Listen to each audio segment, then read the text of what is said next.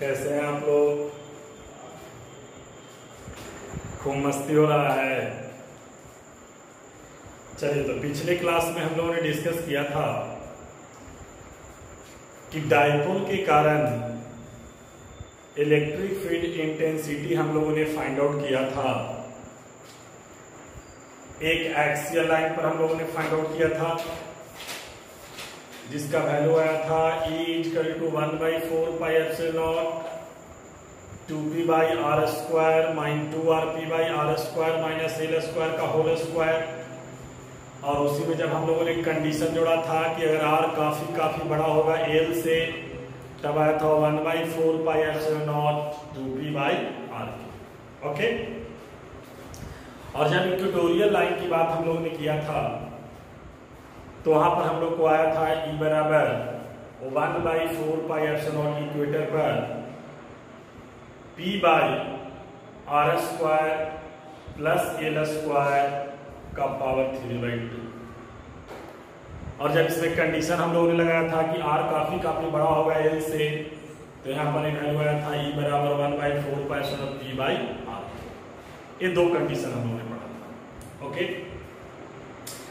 आज जो हम लोग डिस्कस करेंगे आज की क्लास में, वो हम लोग शॉर्ट डाइपोल के बारे में बात करेंगे। मतलब कि इलेक्ट्रिक फील्ड इंटेंसिटी हम लोग फाइंड आउट करेंगे due to short electric dipole. इसको हम लोग जनरल केस कहते हैं। क्या कहते हैं? General case. क्यों कहते हैं जनरल केस, इसके बारे में हम बताते हैं आपको। तो पहले हम लोग हेडिंग दें,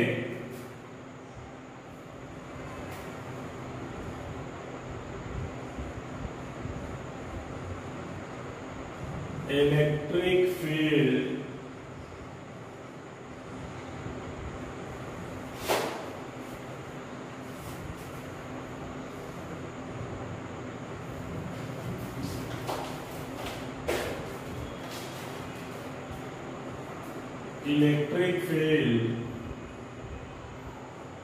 इंटेंसिटी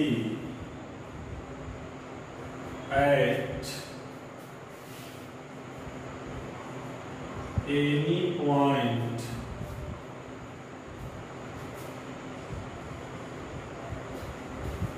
due to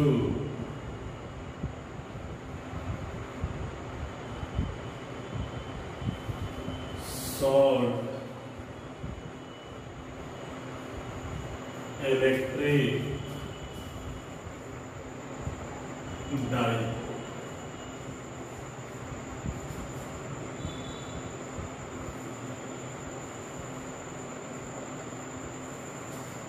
ध्यान दें, हम लोग को निकालना है electric field intensity at any point due to short electric dipole. इसी को हम लोग जनरल केस कह रहे हैं। जनरल केस क्यों कह रहे हैं, इसका मतलब जरा समझ जाए। देखिए, जनरल केस इस सेंस में इसको कहा जाता है शॉर्ट इलेक्ट्रिक डाइपोल को, बिकॉज इस केस में हम जनरल जो फॉर्मूला निकालेंगे इसका, तो उसमें आप देखेंगे कि उस फॉर्मूला में एक्सियल लाइन का भी फॉर्मूला आ जाएगा और उस फॉर्मूला में इक्वेटोरियल लाइन का भी फॉर्मूला आ जाएगा। जब हम लोग शॉर्ट इलेक्ट्रिक डाइपोल पढ़ लेंगे तो चूंकि इसमें देखिएगा दोनों केसेस आपका आ जाएगा कि अगर हमारा कोई पॉइंट एक्सियल लाइन पर है तो डाइपोल के कारण कितना इलेक्ट्रिक फील्ड इंटेंसिटी लेगा, और अगर कोई पॉइंट इक्वेटोरियल लाइन पर है तो डाइपोल के कारण कितना इलेक्ट्रिक फील्ड इंटेंसिटी लगेगा। तो इस सेंस में इसको जनरल केस कहते हैं कि भाई इसका जो जनरल फॉर्मूला आएगा उसमें आप वैल्यू पुट कर दो, आपको एक्सियल लाइन का भी मिल जाएगा और इक्वेटोरियल लाइन का भी मिल जाएगा। इसलिए शॉर्ट इलेक्ट्रिक डाइपोल को जनरल केस भी हम लोग कहते हैं। ओके। तो इसमें हम लोग डिस्कस करें कि शॉर्ट इलेक्ट्रिक डाइपोल के कारण इलेक्ट्रिक फील्ड इंटेंसिटी कैसे हम लोग फाइंड आउट करेंगे। तो ध्यान देंगे, हम इसको मिटाते हैं क्योंकि बोर्ड छोटा है तो डायग्राम बनाने में थोड़ी दिक्कत हो जाती है, इसलिए इसको मिटाते हैं हम लोग। और आप लोग डायग्राम को बढ़िया से देखेंगे। जहाँ दिक्कत होगा, मैं बार बार बोल रहा हूँ, कुछ बच्चे का कमेंट्स आता है कि हाँ सर समझ में आया, यहाँ पर दिक्कत हो रही है। तो जो लोग को परेशानी होती है, मैं बार बार बोलता हूँ कि कमेंट बॉक्स में कमेंट जाके करें, जो चैनल है उसको सब्सक्राइब कर लें, जो बेल आइकन है उसको दबाएं, लाइक करें, है ना। तो अब ध्यान दीजिएगा, सबसे पहले हम लोग को बनाना क्या है, डाइपोल। क्या बनाना है, डाइपोल।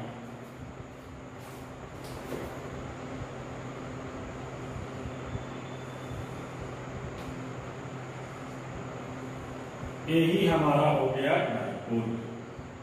ओके, मैं बताया था कि डाइपोल का जो डायरेक्शन होता है वो इलेक्ट्रिक फील्ड लाइंस के अपोजिट होता है। तो इलेक्ट्रिक फील्ड लाइंस का डायरेक्शन होता है प्लस से माइनस, तो डाइपोल का डायरेक्शन होगा माइनस से प्लस। तो मान लो कि यही हमारा डाइपोल है, जो डाइपोल मोमेंट कितना है, P। ओके, मान लो डाइपोल P से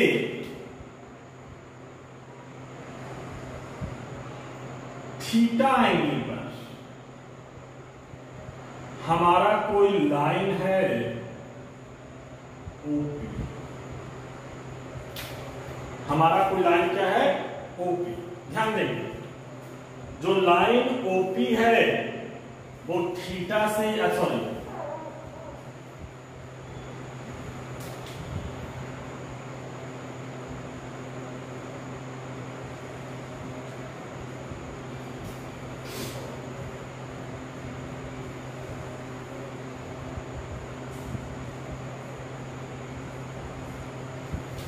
जो लाइन OP है वो डाइपोल मोमेंट P से थीटा एंगल बनाता है।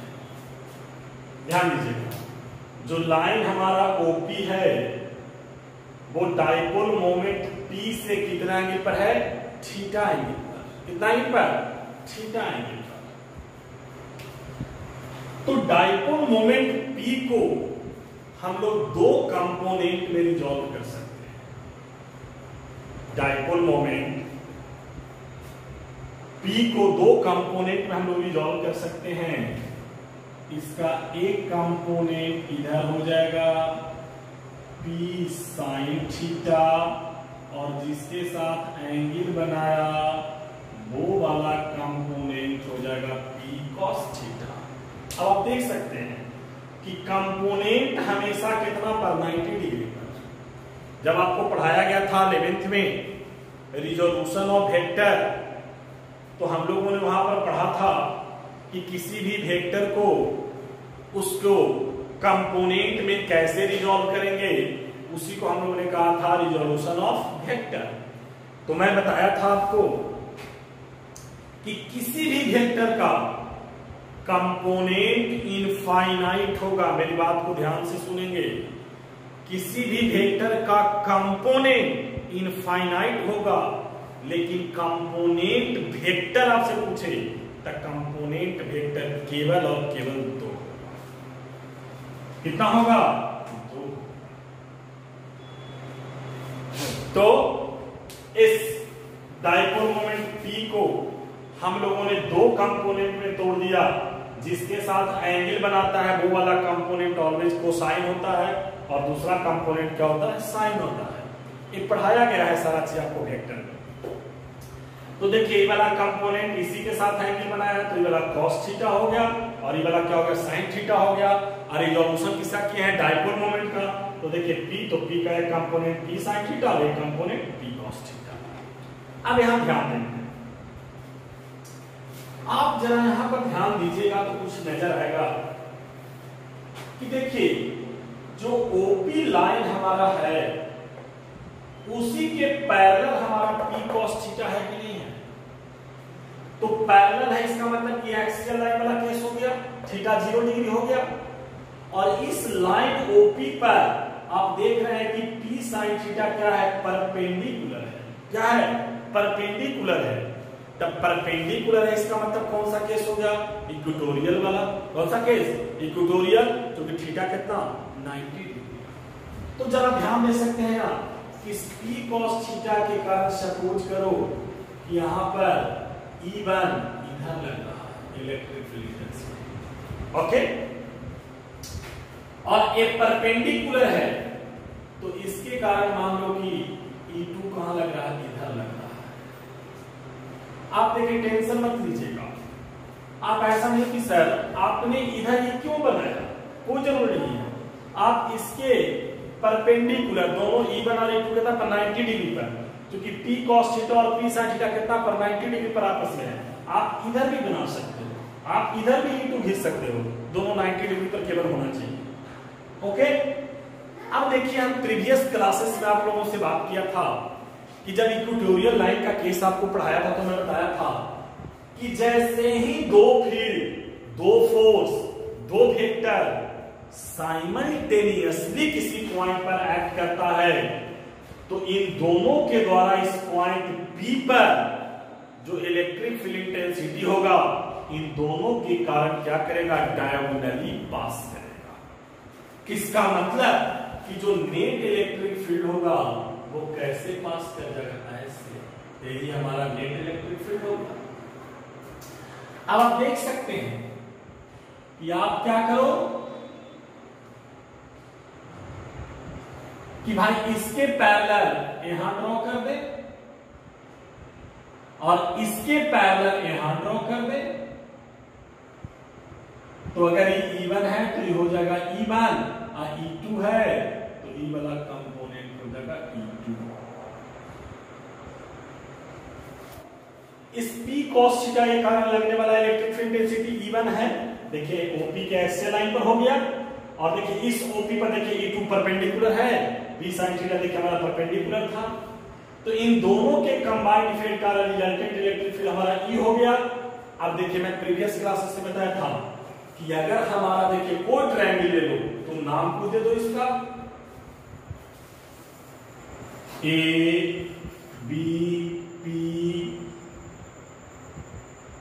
C D Q। देखिए तो P C D या P Q D दोनों सिमिलर ट्रायंगल हो गया। मान लो ये एंगल इसका मान लेते हैं, एंगल कितना है, अल्फा। कितना एंगल है, अल्फा। तो अब कोई भी ट्रायंगल मान लो, वहां से E1 E2 निकल जाएगा और जब E1 E2 निकल जाएगा तो देख लीजिए E1 E2 इन दोनों का रिजल्टेंट कौन E, चाहे E2 E1 इन दोनों का रिजल्टेंट कौन E, आप कहीं से भी हम निकाल सकते हैं। तो मैं फिर से बता दे रहा हूं डायग्राम के बारे में। सोचिए कि भाई हमारा कोई इक्वल एंड अपोजिट हो गया तो डाइपोल बन गया, डाइपोल बना लिए। डाइपोल मोमेंट का डायरेक्शन होता है -2 प्लस, तो डाइपोल मोमेंट का डायरेक्शन -2 प्लस दिखा दिया, देख सकते हैं आप, ये डायरेक्शन है डाइपोल मोमेंट का, माइनस से प्लस की तरफ। डाइपोल मोमेंट P से हमारा कोई लाइन है OP, P पॉइंट है सर। ये डाइपोल मोमेंट P से कोई लाइन है OP जो डाइपोल मोमेंट के साथ कितना एंगल बनाया है, थीटा एंगल। तो इस डाइपोल मोमेंट P को हमने दो कंपोनेंट में रिजॉल्व कर दिया और कंपोनेंट हमेशा होता है परपेंडिकुलर 90 डिग्री पर। तो एक कंपोनेंट P sin थीटा और दूसरा कंपोनेंट P cos थीटा, दोनों के बीच जो एंगल है वो कितना है, 90 डिग्री। थोड़ा सा और इसको ऐसे करके बना दीजिए तो ज्यादा आपको दिखाई देगा बढ़िया से, कंफ्यूजन नहीं होगा। ओके, अब देखिए P cos थीटा इस लाइन OP के कहां है, पैरेलल। देखिए जिधर OP उधर ही P cos थीटा, लेकिन P sin थीटा इस लाइन OP पर क्या है, परपेंडिकुलर। तो जैसे ही जो हम लाइन लिए हैं उसके परपेंडिकुलर हो गया तो इक्वेटोरियल वाला, और लाइन के कहां हो, पैरेलल, तो कौन सा, एक्सियल वाला हो गया। तो अब यहां पर देख लो E1 कौन सा हो गया, इस लाइन OP के क्या है, पैरेलल है, तो E1 क्या हो गया, एक्सियल। इस लाइन OP पर E2 क्या है, परपेंडिकुलर, तो E2 कौन सा, परपेंडिकुलर का फॉर्मूला लगाएंगे। ओके, तो आई थिंक कि डायग्राम समझ में आप लोग को आया होगा, क्लियर। तो अब यहां ध्यान दें, तो हम लोग देखते हैं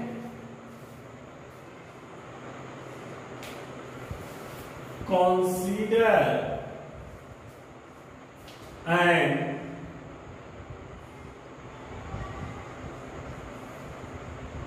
electric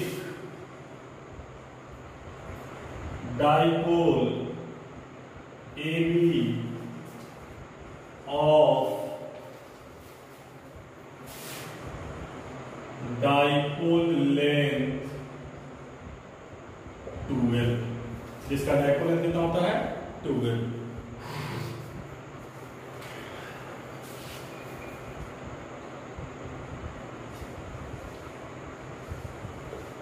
Draw a line OP on an electric dipole makes an angle theta with the dipole moment P। जो लाइन OP है वो डाइपोल मोमेंट P से कितना एंगल पर है, थीटा एंगल पर। Now the dipole moment P can be resolved into two components। Dipole का length 12 है, कोई लाइन हमने OP माना है जो डाइपोल से कितना एंगल पर है, थीटा एंगल पर। तो इस डाइपोल मोमेंट P को हम लोग रिजॉल्व कर रहे हैं दो कंपोनेंट में।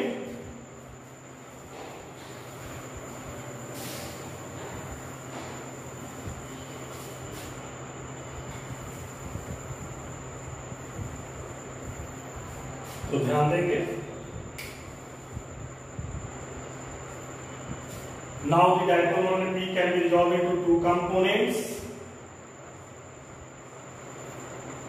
P cos theta and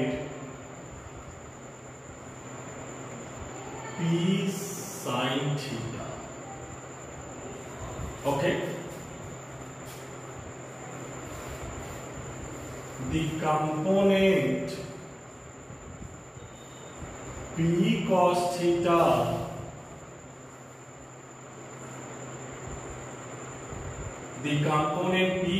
theta is along the line OP, that is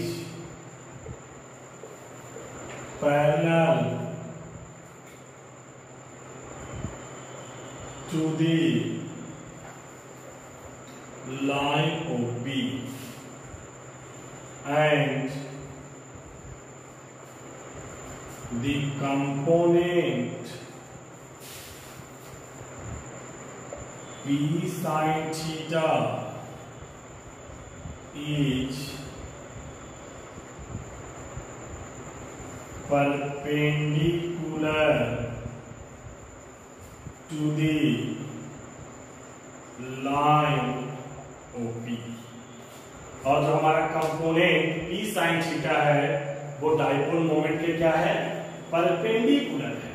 okay, तो यहां तक तो कोई ऑब्जेक्शन किसी को नहीं, जो डायग्राम में जो दिखाए हैं उसी को हम राइट डाउन किए हैं। ओके, तो अब यहां पर ध्यान रखने का कि जो हमारा P cos थीटा है वो पैरेलल है, मतलब एक्सियल लाइन पर है, और इसके कारण जो इलेक्ट्रिक फील्ड है E1 है, और इसके कारण जो इलेक्ट्रिक फील्ड है E2 है। ओके, तो ध्यान देंगे यहां पर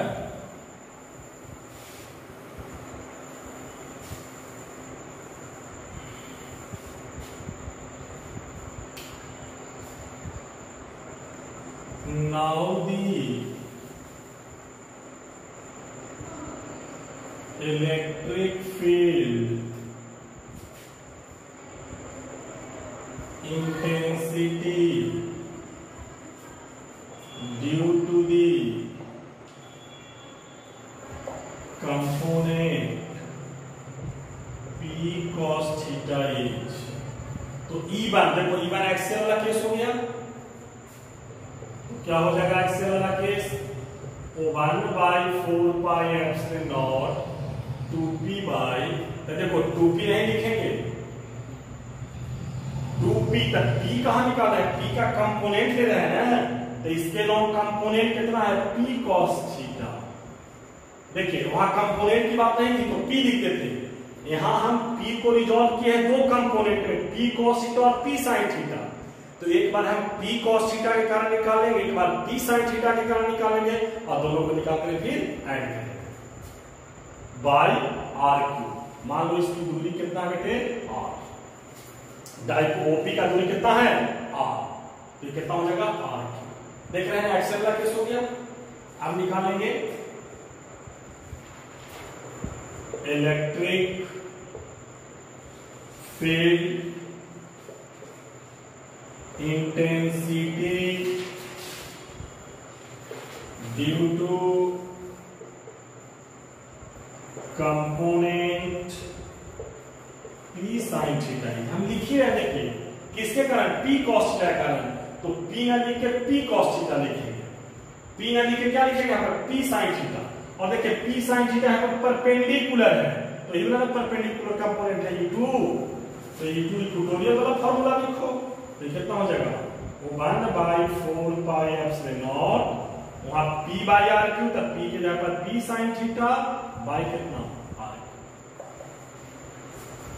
देखिए यहां पर कोई दिक्कत, मैं फिर से रिपीट कर रहा हूं कि बेटा हम लोग p के कारण नहीं निकाल रहे हैं, हम लोग तो p को रिजॉल्व के दो कंपोनेंट में p cos theta and p sin theta. तो चूंकि p cos थीटा इसके कहां है, पैरेलल, मतलब एक्सियल लाइन पर हो गया, तो E1 कौन सा कंपोनेंट है, p cos theta axial line, मतलब एक्सिस वाला केस।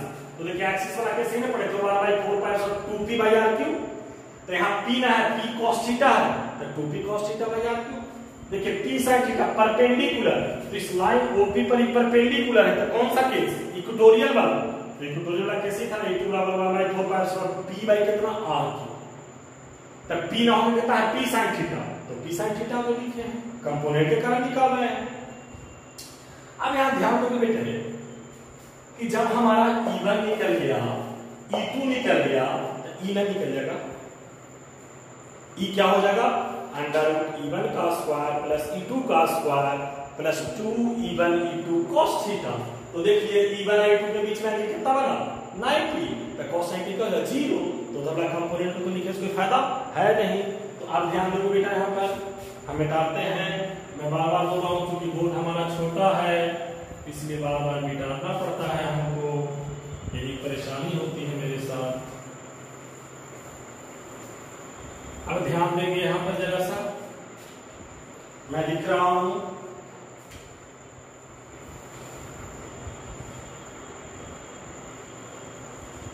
द नेट और resultant electric field intensity at point P due to an electric dipole B E देख क्या होगा, दोनों मैग्नीट्यूड निकाले जा रहे हैं इलेक्ट्रिक फील्ड का, तो ये क्या हो जाएगा √E1 का स्क्वायर प्लस E2 का square 2E1 E2 cos theta, यही ना। अब ध्यान देंगे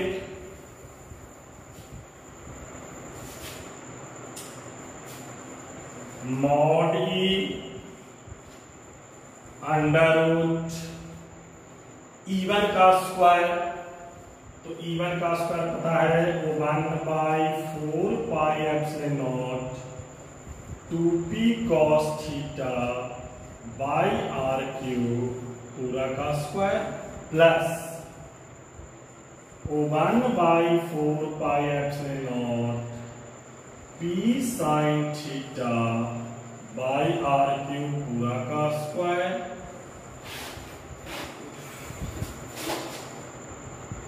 प्लस 2E1 E2 cos कितना 90, इसको लिखने से कोई फायदा है नहीं, तो cos 90 क्या हो जाएगा 0। तो हमारे पास बच क्या गया, ध्यान देंगे।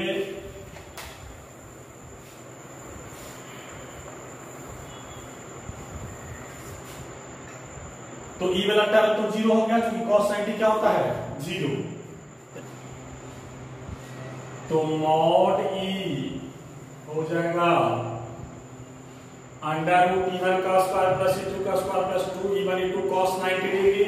तो E1 का वैल्यू आया था हमारा एक्सियल लाइन पर, तो ये हो जाएगा 2p cos theta upon 4 pi epsilon naught r cube का square plus p sin theta upon 4 pi epsilon naught r cube का स्क्वायर प्लस कितना 0, क्योंकि E1 और E2 के बीच में एंगल कितना है 90 डिग्री और cos 90 क्या होता है 0। अब ध्यान दीजिए mod E कितना हो जाएगा, तो 4 pi epsilon r cube common, p common, यहां भी p common, 4 pi epsilon r cube common और उसका स्क्वायर, तो स्क्वायर से रूट खत्म, तो ये हो गया p upon 4 pi epsilon naught r cube under root, यहां बचा कितना 2 cos थीटा का स्क्वायर और यहां बच गया sin थीटा का स्क्वायर। ओके, तो यहां p था तो p को भी बाहर निकाले, क्योंकि p यहां भी है यहां भी है, दोनों को कॉमन निकाल लिए। अब 4 पाई एप्सिलॉन r क्यूब यहां भी है, 4 पाई एप्सिलॉन r क्यूब यहां भी है, दोनों को कॉमन निकाल लिए। तो अब हमारे पास कितना हो गया E बराबर p upon 4 pi epsilon naught r cube under root 4 cos square theta plus कितना sin स्क्वायर थीटा। ओके, तो mod E कितना हो जाएगा p upon 4 pi epsilon naught r cube under root, इसको लिख सकते हो 3 cos square theta plus cos square theta plus sin square theta. 3 cos square theta plus cos square theta 4 cos square theta. तो और mod E को लिख सकते हो p upon 4 pi epsilon naught r cube under root 3 cos square theta plus cos square theta plus sin square theta, और cos square theta plus sin square theta equal to 1। तो हमारा E मिल गया mod E p upon 4 pi epsilon naught r cube under root 3 cos square theta plus 1। यही हमारा formula आ गया किसका, short electric dipole के कारण, कहां पर सॉरी शॉर्ट इलेक्ट्रिक डाइपोल के कारण हमारा आ गया net resultant electric field intensity. तो शॉर्ट इलेक्ट्रिक डाइपोल के कारण जो हमारा रिजल्टेंट इलेक्ट्रिक फील्ड इंटेंसिटी आया वो कितना आया, equal to p upon 4 pi epsilon naught r cube under root 3 cos square theta plus. अब आप यहां ध्यान दीजिए कि इस फॉर्मूला में जो हमारा शॉर्ट इलेक्ट्रिक डाइपोल के कारण जो फॉर्मूला आया, तो जब मैं स्टेटमेंट बोल रहा था, थ्योरी बोल रहा था, तो मैं बताया था कि शॉर्ट डाइपोल के कारण जो फील्ड आता है उसको हम लोग जनरल केस भी कहते हैं, बिकॉज कि इस केस से, इस फॉर्मूला से आप एक्सियल लाइन का भी इलेक्ट्रिक फील्ड इंटेंसिटी निकाल सकते हो, और इसी फॉर्मूला से हमारा इक्वेटोरियल लाइन का भी इलेक्ट्रिक फील्ड इंटेंसिटी आ जाएगा। इस सेंस में इसको कहा जाता है जनरल केस।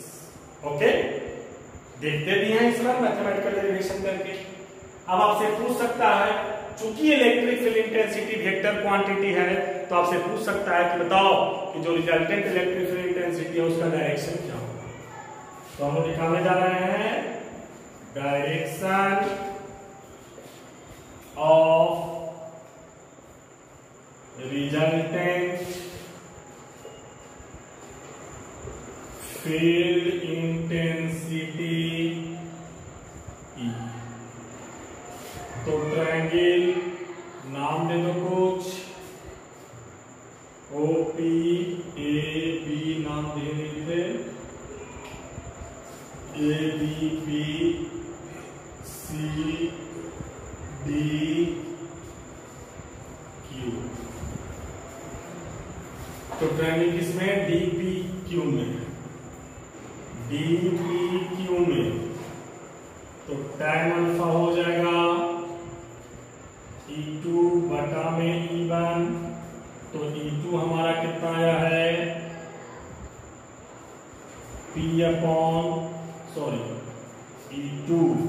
E2 आया था, E2 कौन सा component, P sin theta upon 4 pi epsilon naught R cube by 2p cos theta upon 4 pi epsilon naught R cube. खत्म। तो ये बच गया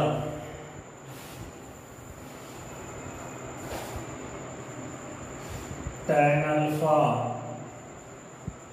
P sin theta upon 2p cos theta, P से P खत्म, और sin बटा cos tan। तो ये आ जाएगा हाफ कितना tan थीटा। तो डायरेक्शन tan अल्फा बराबर मिल गया हाफ tan थीटा। तो यहां से डायरेक्शन भी आप बता देंगे कि tan अल्फा मिलेगा हाफ tan थीटा। तो यहां से आप देख सकते हैं आप यहां पर, तो डायरेक्शन बताने के लिए मिल गया tan अल्फा कितना हाफ tan थीटा। दोनों फॉर्मूला को मैं एक साथ लिख दिया हूं। अब यहां ध्यान दो बेटे कि मैं अभी बोला कि इसको जनरल केस इसलिए कहते हैं कि इस फॉर्मूला से हम एक्सियल लाइन का भी फॉर्मूला प्राप्त कर लेंगे और इसी फॉर्मूला से हम लोग इक्वेटोरियल लाइन का भी फॉर्मूला प्राप्त कर लेंगे। इस सेंस में इस फॉर्मूला को हम लोग कहते हैं जनरल केस, मतलब शॉर्ट डाइपोल के कारण जो हमारा फॉर्मूला आया उस फॉर्मूला से हम एक्सियल लाइन का भी फॉर्मूला प्राप्त कर लेंगे और इस फॉर्मूला से हम लोग इक्वेटोरियल लाइन का भी फॉर्मूला प्राप्त कर लेंगे। आप यहां पर देखिए मैं लिख रहा हूं स्पेशल केसेस। ध्यान दें मैं लिखने जा रहा हूं पहला, if theta equal to 0 degree that is the point is on the axial line। तो E बराबर लिख देंगे P upon 4 pi epsilon naught R cube under root 3 cos 0 degree का स्क्वायर प्लस 1। तो cos 0 डिग्री का वैल्यू 1 का square 1 into 3 तो E मिल गया कितना P upon 4 pi epsilon naught R cube under root 3 plus कितना 1, 3 प्लस 1 कितना 4। तो ये कितना आ गया, ये आ गया 2p upon 4 pi epsilon naught R cube. क्या यही फॉर्मूला था एक्सिस पर का, E बराबर कितना 1/4 pi epsilon 2p by R cube. देखिए आप इस फॉर्मूला में होल्ड करवाए कि थीटा हमने 0 डिग्री लिया, तो थीटा 0 डिग्री लिया मतलब कौन सा एक्सियल लाइन। क्या एक्सियल लाइन का फॉर्मूला हमारा आ गया। तो हमारा E बराबर क्या मिल गया, E बराबर मिल गया 1/4 पाई epsilon not 2p by R cube. I formula कहां पर का है, एक्सिस पर का है। तो आप क्या देखें कि शॉर्ट इलेक्ट्रिक डाइपोल के फॉर्मूला में हमें शॉर्ट इलेक्ट्रिक डाइपोल के फॉर्मूला से ही किसका फॉर्मूला मिल गया, एक्सियल लाइन का फॉर्मूला मिल गया। अब दूसरा केस देखिए,